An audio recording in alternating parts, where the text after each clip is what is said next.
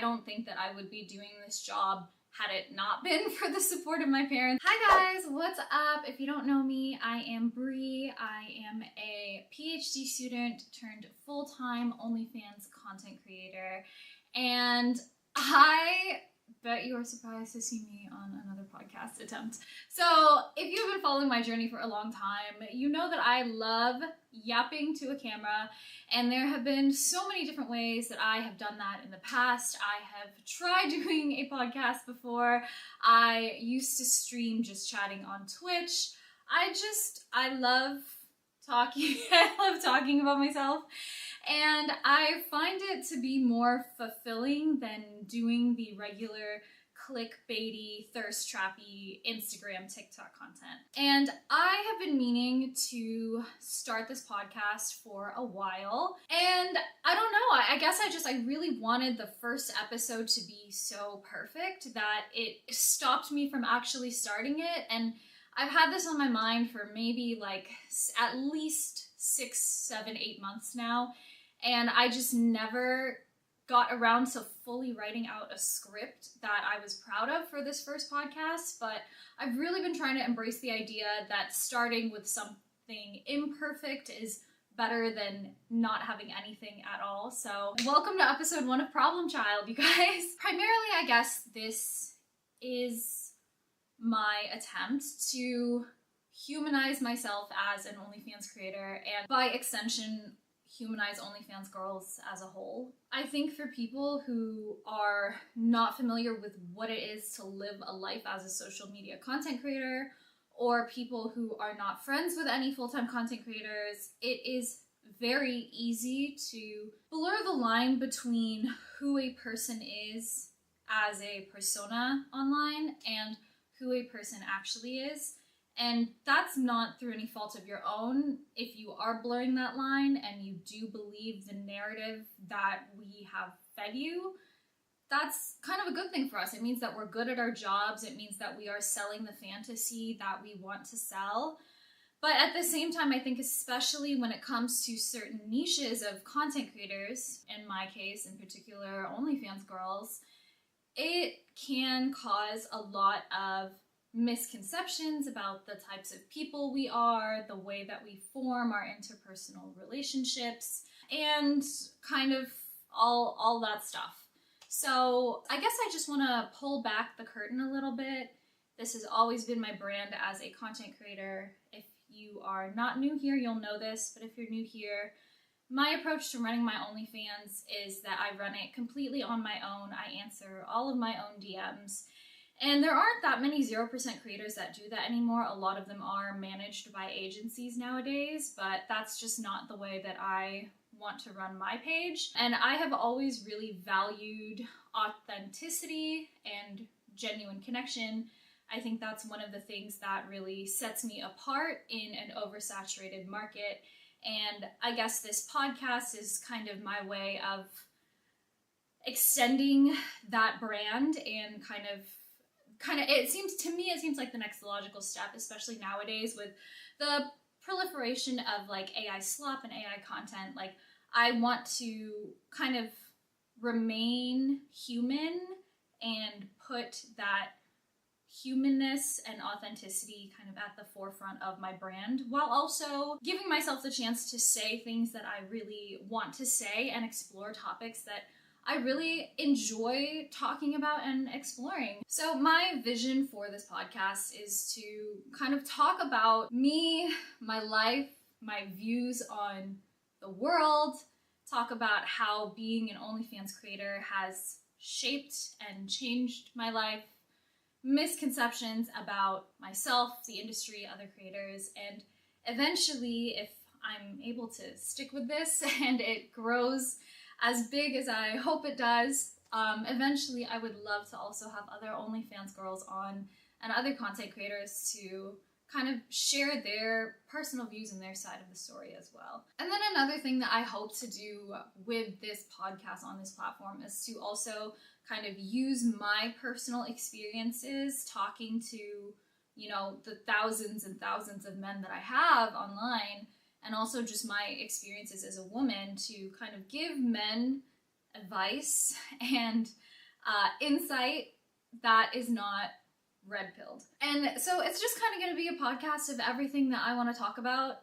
And yeah, I'm excited to finally start it. I'm excited to have you guys along for the ride. I'm trying to be more forgiving of the fact that there are so many online projects that I have tried and stopped. I don't want to say failed, but tried and kind of stepped away from. And it made me, I guess, kind of hesitant to keep starting new ones. But I think one thing that I'm really trying to embrace is that the beauty of content creation and being my own boss and really being kind of self-led in my content creation career is that I really can do whatever the fuck I want. And if I decide that it's not for me, then I just don't have to do it anymore. And I feel like that's one of the things where it's like I used to need things to be perfect, and I needed to have like a clean track record because I have always been a perfectionist. And I'm fucking starting, and we're just gonna see where this goes. So yeah, I guess I should start with the name of this podcast.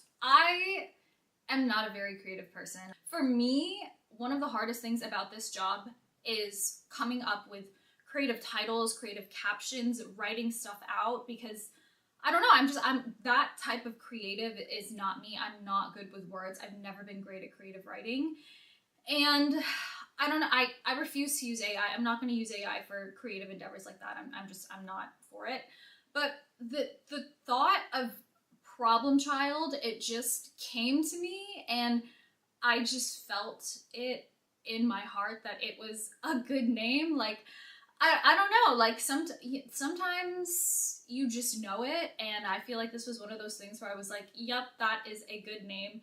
I think it's catchy. I think it plays into this stereotype that people have of OnlyFans girls. I feel like it's actually pretty descriptive of me as a child if you ask my parents about what I was like. And I think it's fun, it's short, it's sweet, it's catchy, and it's a little bit ironic. And I think it really does describe me in a way. So for this first episode, I thought it would be very fitting to talk about how I got into the OnlyFans industry in the first place, and how my upbringing and childhood played a role in what I do now. So I guess first things first, I want to talk about my relationship with my parents. I feel like there is this like misconception that OnlyFans girls have terrible relationships with their parents, or that they're estranged from their families, or they're like fatherless or whatever. Like there was just some sort of estrangement or disconnect between them and their parents to make them pursue such a career. And at least for me, I really can't speak for other OnlyFans girls, but for me, like, that just could not be further from the case. I'll talk about it a little later in the episode, but for me, like, I don't think that I would be doing this job had it not been for the support of my parents. And I know that that sounds weird when I say it, but I promise I will explain it a little bit later in the episode. But I'm Filipino, and I'm like really Filipino in the sense that, like, my parents did not grow up here in the US. They immigrated from the Philippines. My entire ancestry before me lived and died in the Philippines, and so I was raised with very Filipino values. The American values that I got from school. I didn't really get from my family. And in Filipino culture, like, family and community is just so important. It's like really one of the most grounding foundational things is just like, your family is your family. You don't write them off. You don't excommunicate them. You don't like, you are there for your family. Your family is a big part of your life. And that is how I was raised. And even to this day, I know that if I ever needed anything, my parents will be there for me. Whether it's something small, like I'm out of avocados and I'm really craving avocado toast, or something big, like I would like to buy a car and I need my dad to co-sign for me. Like, whatever it may be, my parents are there. There's no question about it. And it has always been like that the entirety of my life. There have been many things that I have been doubtful of throughout my life. And my parents being there for me and loving me and supporting me has never ever been something that I've questioned. So how did I go from loving, supportive parents to OnlyFans girl? Honestly, this is something that I have been thinking about a lot, just in terms of like how that actually happened for me, but then also how the way that I was raised affected my mindset and my values. So I grew up in this really weird position of like not really having generational wealth or a fiscally advantageous social network, because, you know, my parents were immigrants. They came from the Philippines. They came from the Philippines and they were very poor growing up there. But then they moved to America, they worked their asses off, they did what they needed to do. And even though they didn't grow up with a lot of money, I grew up with everything that I could have ever wanted or needed. And I was never fearful that we wouldn't be able to afford something. I went to private school. I got a brand new car when I was 16. I got to go on vacations. Like all the markers of a family that is well off, I had that in my childhood.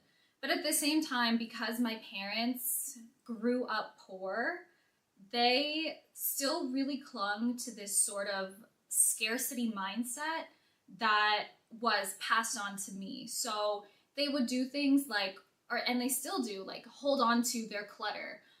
Whether it's reusing Ziploc bags or saving newspapers for cleaning, or just old boxes that we could reuse for like putting gifts in and giving to people, like whatever it may be, like they had that scarcity mindset that they then passed on to me. So it was this weird like combination of money never being an issue for me, but also understanding that it is difficult to get that money and that I had to work hard for it because it's not promised to me, if that makes sense. One thing that was so distinct from me as a child, like when I think back on my childhood, one thing that I remember so very clearly is that my dad really made sure that I worked hard for everything that I got. So I said that I was never left wanting. Anything that I really wanted, I got. But at the same time, like for every single thing that I asked for, my dad especially, like he would make me work for it. So if I wanted, like even something as simple as like a soda, he would ask me like, oh, why do you want it? Why can't you just have water? Like I would get berated with questions until I could justify what I wanted in a way that was convincing and compelling to him. And so like I would have to argue my way into getting everything, whether it was redoing my room, getting an extra like snack with whatever meal we were ordering, like everything that I got, I had to work for. And on top of that, like I don't think that I would have been getting everything that I wanted had it not been for the fact that like I delivered on everything that I needed to do. So growing up, my dad really pushed me to be a stellar student, and I was really good at it. I liked being a good student, and over time when I was younger, it just kind of clicked in my mind that like if I give my parents what they want, which is like being a good student, excelling in school, that they would give me what I want.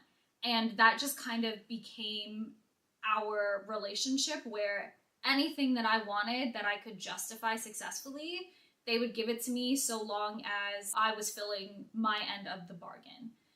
And so eventually I came to have this mindset of like, if I push hard enough, if I work hard enough, I can get what I want, because that is kind of the mindset that I was raised with. Like I said, my parents were not like, they weren't poor, but they had that scarcity mindset. They wanted me to know that I had to work, but if I worked hard, that I could get what I wanted.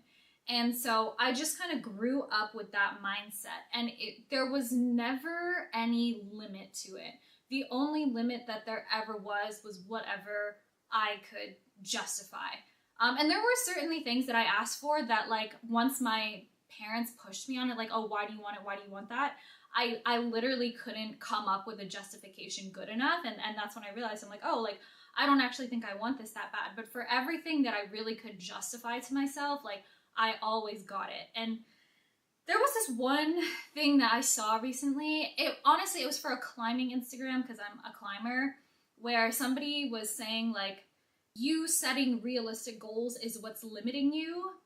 And I was like, oh, that was actually so true of my life. Like, nowadays, like, it's not true that if you work hard enough, you can get what you want. Late stage capitalism is so brutal. People are born in all sorts of different socioeconomic statuses, all different sorts of abilities, all different sorts of connections, that, like, it's not true that just because you're a hard worker, you can get what you want. Like, life just does not work that way. We don't live in a meritocracy like that.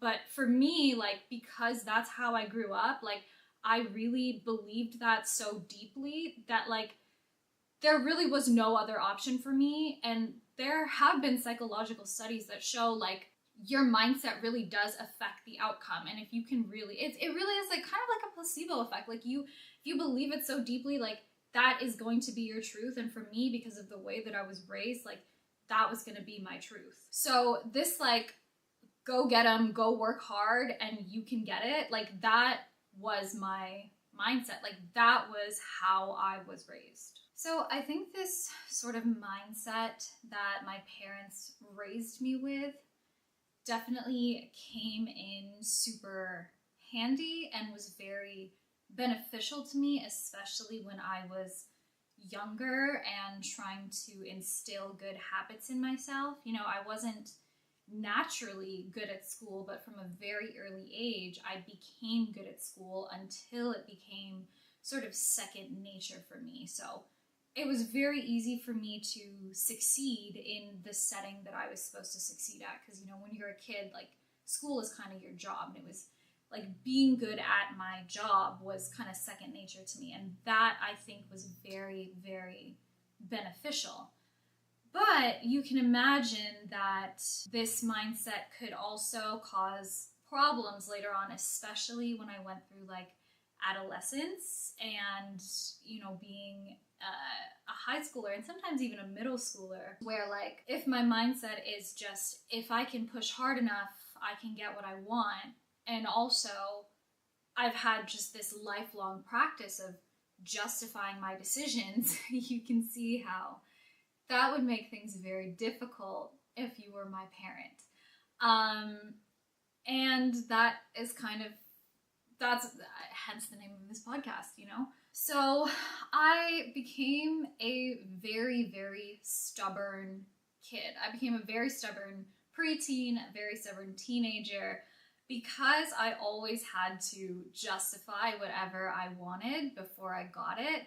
I became very, very good at meeting resistance and breaking through it. Like, there was a no, the first no never stopped. And I'm not talking, like, obviously don't take this out of context. Like, I'm not talking about, like, sexual consent and things like that. But when it came to me asking for permission to do things or to have things as a kid, the first no never ever stopped me. And any sort of resistance that I faced, my first instinct was, is there a way for me to push through this so I can still get what I want? And obviously, when you're a teenager and when you're younger, like, your view of the world and what you want, like, those things, they don't always line up with what an adult mind would choose. So it was very difficult. I think I was a handful as a child. You know, I never let go of that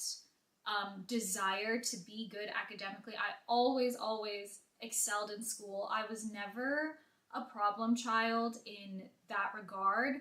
I was never, like, I never got suspended. Like, I was never in trouble for, like, drugs, alcohol, mouthing off to a teacher. Like, that was never me.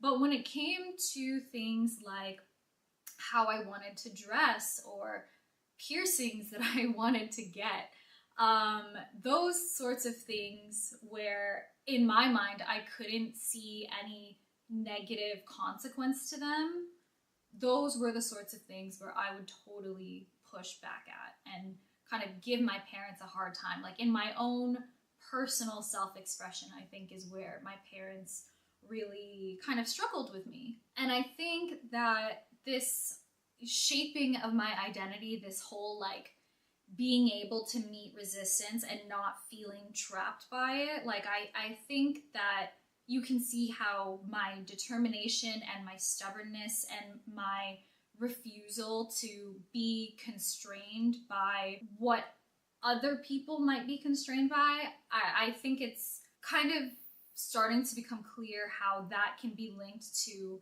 being comfortable choosing OnlyFans as a career. So I think a combination of all of these sorts of things growing up, you know, my being used to getting what I wanted, my ability to meet resistance and push past it, my stubbornness, my determination, along with just the really good work ethic I cultivated as a student. And like, I hope that you don't misinterpret me as saying that this is the best way to be raised and that I think that my parents were perfect parents and that they didn't have any faults and that I had like the perfect childhood. I don't think that. I don't think that there's one correct way to raise a child, and I also think that there are many wrong ways to raise a child. I'm not saying that I didn't grow up without my own set of problems that I had to work through. I had problems growing up. I had a strange relationship with my parents when I was younger. Like, I didn't have like a picture perfect childhood. I just know now, looking back on it and seeing how many different types of childhoods you can have in the world. Like, as an adult, I look back and I'm like, no, like I did have a pretty good childhood.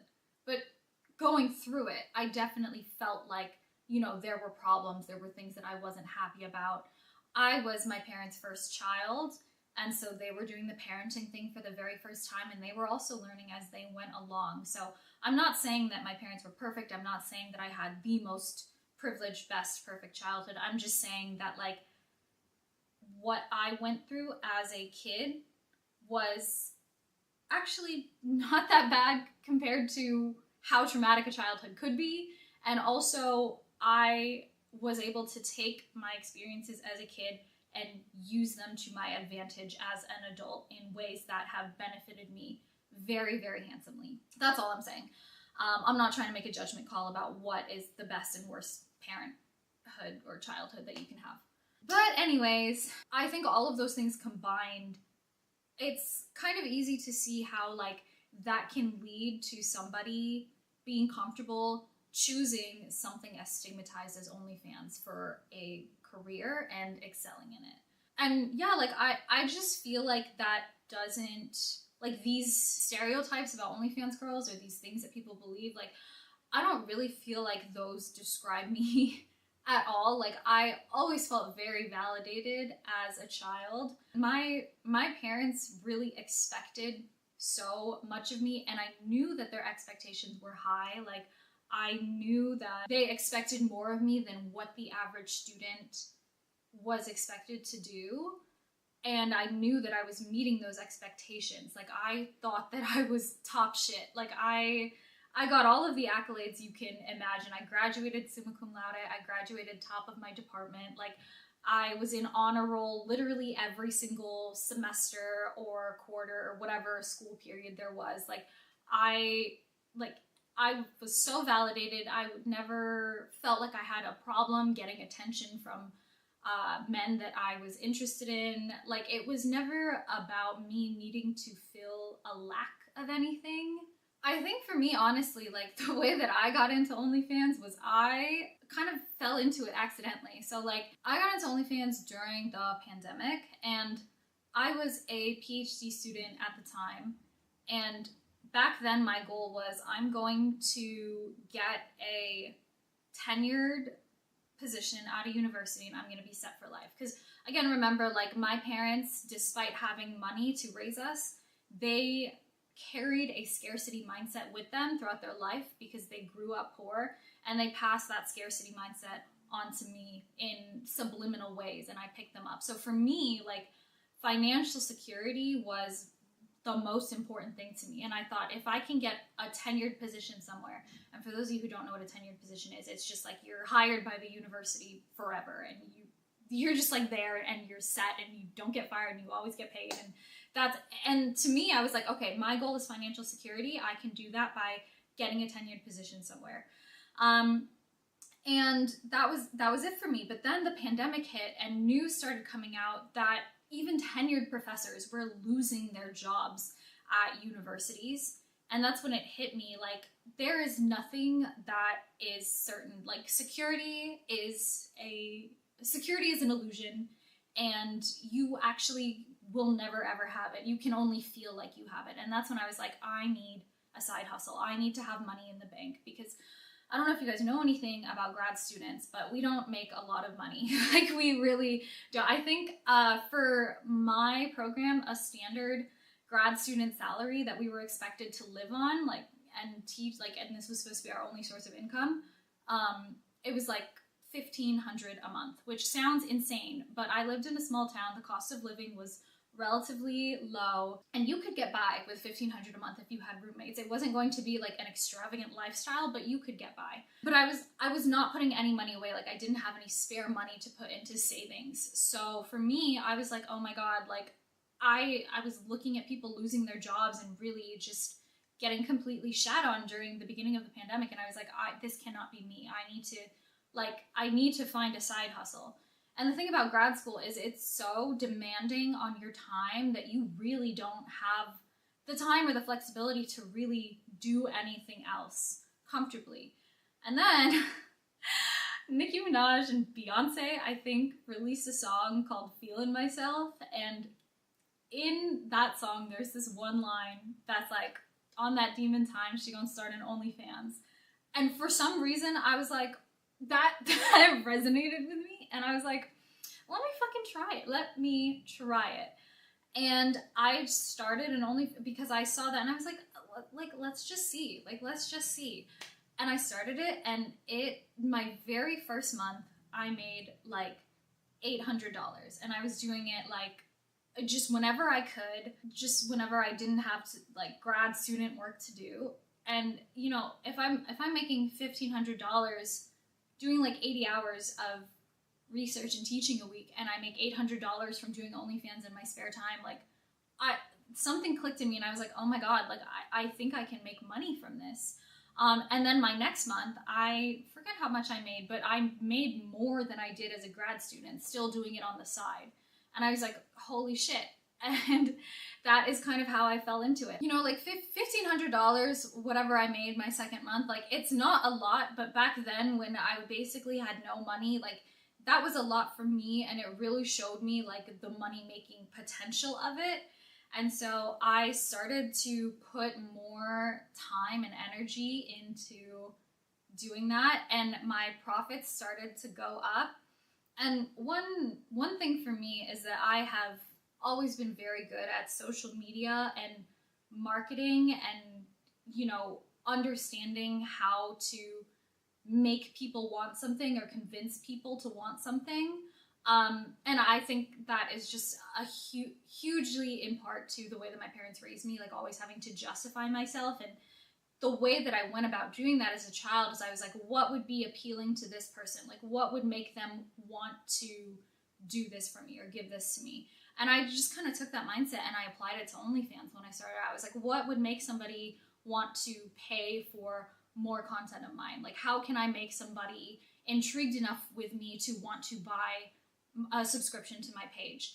And I just naturally, like, marketing, selling, social media use, because I was always on social media, like, all of that stuff came naturally to me. So it was just kind of this like really perfect combination of settings that made it very, I wouldn't say easy, but made me more susceptible to success on OnlyFans. And like, I don't want to talk about it like success on OnlyFans is easy, but I will say, like, I got in 2020 when it was still relatively new and the market wasn't super duper oversaturated. Now I feel like it would be harder, even with my combination of traits, to be successful on OnlyFans. But back then, that was like kind of exactly what I needed. And even back then, you know, me with this mindset of like failure's not an option, like me believing that if I just tried hard enough, I could do it, like that was really what fueled me. And like I did it. And all the while I was on OnlyFans, like I was still a grad student because I never really considered something self-directed like as an option for me. Just because that's just not like, that wasn't something that I was raised with, you know, like for me, my job options were like something with an overhead. So like university professor. I had also previously considered being a lawyer, but like these things are, there's like structure and institutions around them. It's not something like a free-for-all. Like I just didn't think that I was the type of person to really do a free-for-all. Like I said, I love school. I love the structure of school. I thought that I was the type of person that did best where I had a job to do and I was told what to do and I could just do it really well. So OnlyFans was never kind of like this thing for me until I kind of got more into it. And like, long story short, I like ended up mastering out of my grad school program, meaning that I was in a PhD program. I was set to get my PhD. I had like committed to the program for the period of time it took me to get my PhD, but I left early after I got my master's instead of staying all the way to my PhD. So that's what mastering out is. And I left early because I became really disillusioned with academia. Like the more that I was in it, the more I was like, I actually don't think that I like this as much as I thought I would. And I really wanted to do something that I felt was making more of a positive difference than I could with academia. And I moved to working for a nonprofit that was doing some really hands-on work throughout the community that I felt was like, you know, just more. I grew tired of a lot of things in academia. One of them being how like white male dominated the field was. I felt like I really was not heard or represented well as like a brown woman. I felt like the types of people that were drawn to academia as a profession were not like working class people. It's really hard for me to talk about, like I feel like I would need an entire podcast episode, and maybe I will do one in the future about why I left academia, but me and it just were not vibing. And so I went to go work at a nonprofit instead, and I thought that with this nonprofit, a lot of my problems with academia would be solved. So I was having more hands-on work with people that actually needed the work that I was doing and actually like benefiting them in concrete ways. I had a boss who was an amazing Black woman and mentor, and she had also left academia for, you know, this work, and like we just related on that, and she really mentored me. So it was just the best possible combination of scenarios where like everything that I hated about academia, I found the opposite in this job, and I was like still unhappy. And that's when I realized like I don't like being told what to do. I don't like having to wake up at 9 a.m. every day. I didn't like having to ask permission to take a day off. I didn't like having to answer to people. Honestly, I didn't really like working in a team. Like even back in school, like I hated group projects. Like I do my best work on my own, at my own pace, by my own rules. And that's when it hit me, like I'm just not really suited for the type of job that involves having a boss and working in, you know, just like a regular boss. Like I don't think that's for me.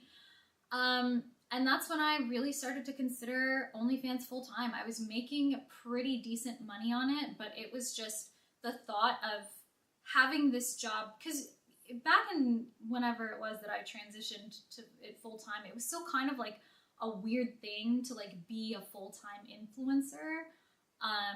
And it was scary for me to think that, like, again, security was everything to me. And I think being a full-time influencer, I saw it as a very insecure job. I was making good money, but I was like, this could go away at any moment. Like, I know this is not a job that I can do forever. And I don't know, especially if I decide to come back to the professional world, you know, how am I going to explain this gap on my resume? How is this going to, you know, tarnish my professional image? So it was a very scary thing for me to jump full-time into. But one thing that and this is where we're getting back into what I said at the beginning about how I couldn't have done this without my parents' support. One thing that I knew if I did decide to pursue it full-time was that if I failed, my parents would be there for me. And if I ended up not being able to find a job after this, or I needed a couple years to get back on my feet and build up my resume and regroup and figure something out, or whatever happens, like, my parents would be there for me. I would have a room at their house. I would have food in my stomach. I would have a roof over my head. I wouldn't have to pay a dime while I was staying with them. And I knew that even if I failed, like, they would be there for me. And having that safety net was what finally allowed me to take the risk of doing this. Because I was just, it wasn't that I was unhappy at my job with the nonprofit. It was just that, like, I knew that it just wasn't for me. And so OnlyFans could give me that freedom that I wanted, where I would only have to answer to myself. I would only have to collaborate on things that I wanted to collaborate on. Like, working as a team was not a necessary part of the job. I was making money that could sustain a lifestyle that I wanted. Because remember, like, I never grew up not getting what I wanted. So for me, like, it's I'm very uncomfortable when I don't get what I want. And that was, like, OnlyFans was giving me the type of money where, like, I could get what I wanted. And it just kind of checked all of the boxes. And for me, like, the whole stigma of it, I don't know, it never really bothered me all that much. Like, I have never thought that sex work is something to be ashamed of. And again, like, this is where, if I can justify to myself whatever resistance is out there, like, it's not gonna stop me. And I don't know, I knew that I would be safe if it failed, and that was what allowed me to really take that risk to do it full time. And my God, did it pay off. And I'm so thankful that it did. I'm so thankful that I was raised with the ability and the tools and the sort of nature and type of personality to be able to succeed in this business, because it is a really cutthroat, demanding, draining business that it's gonna take a lot out of you. It's such a stigmatized job. It receives so much hate. You see a lot of the worst of men who think that they can talk to you any which way because they're kind of behind a computer. You get a lot of judgment from a lot of people. But at the same time, like, I had a lifestyle that I had in my head that I wanted, and certain things about my life that I wanted and certain things that I didn't. And OnlyFans kind of checked all of those boxes for me, and I'm glad that I'm doing it now. And it's not about validation or anything for me. It really is about the money and the financial stability. And I got to a point where, like, I am successful enough to have that stability in this way. Like, I don't have to worry about finding another job after this. Like, I did it. I'm here. I'm stable. And for me, it was just a matter of, like, figuring out what my values are and what I'm willing to do in order to get those values. So yeah, that's how I got into it. This is not, I don't want to make this sound like this is a viable career path for other women. I don't want to make this sound like this is the best thing ever. What I will say is that for the type of person I am, it was the right choice for me. But also, I joined at a time when it was easier to succeed than it is now. I don't want to be seen as, like, promoting this to other women. This is more so just me telling my story, because I know a lot of people, like, one of the biggest questions I get from my subscribers on OnlyFans is, how did I get into doing this? And I feel like there are just so many misconceptions out there about OnlyFans girls and, you know, whatever. And yeah, I guess I just really wanted to actually share in depth, like, how my childhood and my upbringing played a role in my career choice. Because I think it would just be so ignorant and untrue of me to be like, oh no, my childhood didn't play any role in the way that I am today. Because it absolutely did. Every single person's childhood plays a role in the way that they are today. But for me, I wanted to get that story out there in a way that is true to me and doesn't make my parents out to be failures or terrible parents, and kind of tell that story, I guess, with just like a little bit more nuance. So yeah, that's a story of how I got into OnlyFans and how my childhood played a role in that. I don't know what I'm going to do for the next episode, but I am excited to keep talking to a camera. I hope you subscribe and follow along, and yeah, thanks for listening to the very first episode of Problem Child. Bye guys.